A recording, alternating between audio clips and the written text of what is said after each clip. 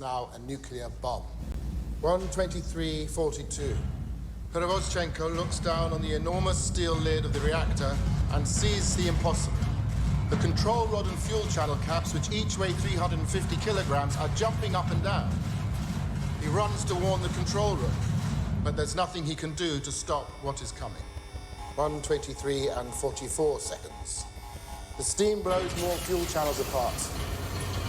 We do not know how high the power went. We only know the final reading.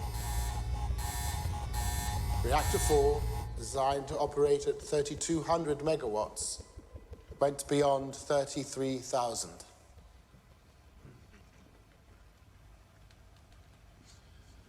The pressure inside the core can no longer be held back. At long last, we have arrived. 1:23:45, explosion. In the instant the lid is thrown off the reactor, oxygen rushes in. It combines with hydrogen and superheated graphite. The chain of disaster is now complete.